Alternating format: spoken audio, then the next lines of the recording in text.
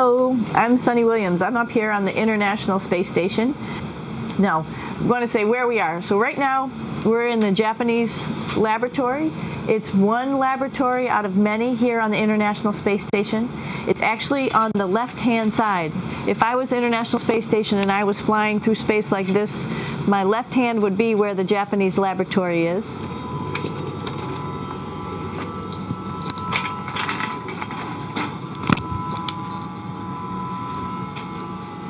So now again, we're on the right-hand side, all the way on the right of the International Space Station.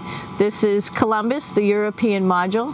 It has science experiments all over. You can see it looks a little bit crowded.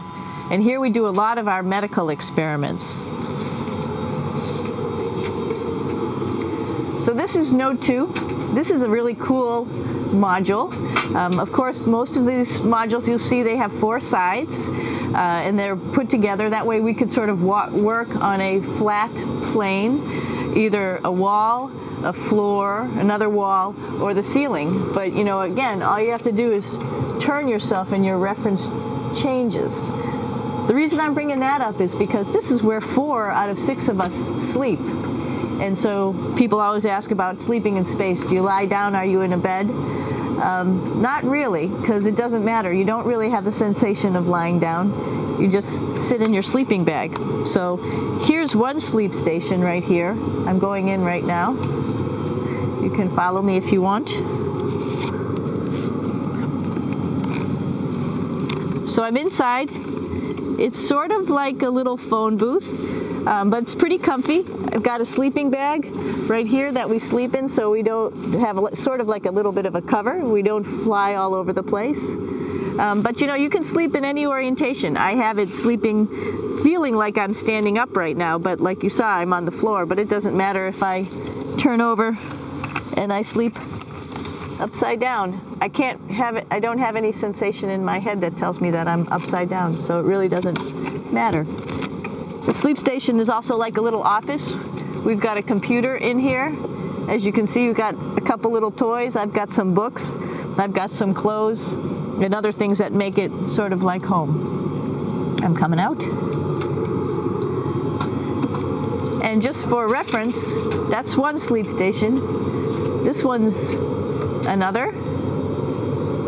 Right here.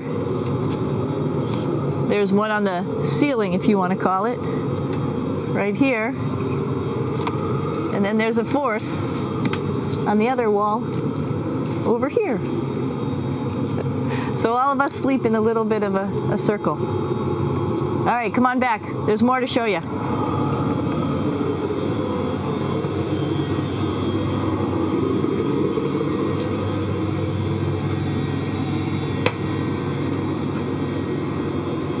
Here we are in the U.S. laboratory. Again, this is a laboratory with science experiments on all of the walls here, all sorts of stuff that we do. And one of the things we also do is we exercise. We have some exercise equipment on board the space station. We need to do that because we lose bone density and muscle mass while we're up here, and that's a result of not having to fight against gravity. So how we keep ourselves in shape are with a bike, a treadmill, and a weightlifting machine. This is the bike. You notice the clip pedals. So all you need to do is actually clip your feet in, and then you can start pedaling. You don't need a seat because you don't sit down. Actually, I haven't sat down for 6 months now, so you don't need any type of seat. Just make sure you're held in with your pedals. You probably see that the bike bounces around a little bit. As I move it, it's not steady and held to the wall firmly.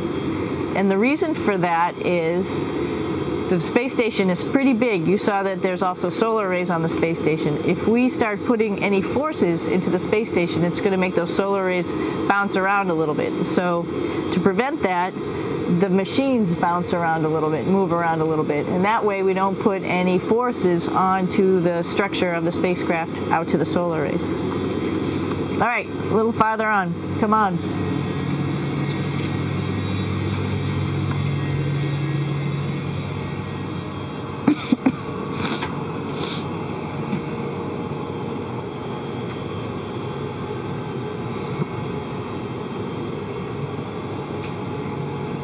here's a pretty cool place. This is sort of like in your house where everybody meets in the morning.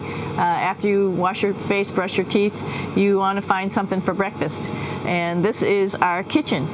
You might notice there's all sorts of foods here. It's like opening the refrigerator. You got all your different stuff that you want to have: drinks, meats, eggs, vegetables, cereals, bread, snacks, and that's a good place. That's where you find all the candy. Side dishes, and then some little power bars just in case. So we have all this type of food. Some of it is dehydrated, and so we have to hydrate it, fill it up with water. Some of it is already made, and then all we have to do is heat it up. So something like this, I'm pulling out barbecued beef brisket. Pretty yummy. Not only is this food made in the US, but we also have food here from Japan. We've got Russian food. As you can see, all these red containers are filled with food that's from Russia. And then we get some of our specialty stuff, some things that we like, some of our favorite stuff that your family can send up. In fact, I like fluffernutters, and so I got sent up some fluff so I could make my fluffernutter with peanut butter. So you have a lot of food up here, no problems.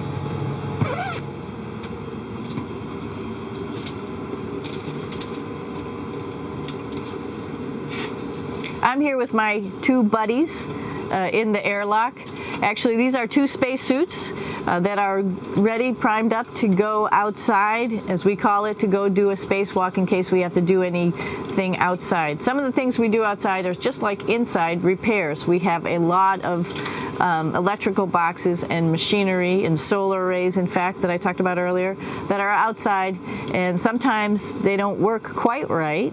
Remember, space is really cold and really hot, and it's also the vacuum of space with no pressure, and so some of the equipment doesn't work well all the time. So we might have to go out and do a spacewalk. Right behind me is actually the hatch that you go out into space, and right now we have it filled up with a couple other spacesuits because we've got 4 of them up here and some of our tools. But right behind here is the hatch in which you actually go right outside into the vacuum of space. The spacesuit is pretty big, as you can see. It's like being a football player. Part of the reason it's so big and bulky is because of this backside, this backpack. It's like going on a hike with a backpack, but the backpack and the suit weighs about 300 pounds. Luckily, in space, nothing really weighs anything, so you don't feel that it's so heavy. But we need to have such a big suit because that guy back there is essentially the heart of the spacecraft. I call this actually a spacecraft. It has all the oxygen for you. It has all the carbon dioxide removal system for you. It also has a heating and cooling system to make sure to regulate our body temperatures while we're outside. It also has a computer, so it tells you on a display here if there's anything that's going wrong with the suit, if we're running out of oxygen, if we have too much carbon dioxide, or any type of electrical problem. So it's a pretty awesome little spacecraft, and actually got to go out, use my little spacecraft a couple times, and it worked like a charm. Lucky that it works very nice. You might want to see what the helmet looks like. It's pretty cool too. We don't usually go out like this, so you usually can see when the helmet's open. So you can see what it looks like inside. Somebody's little head would be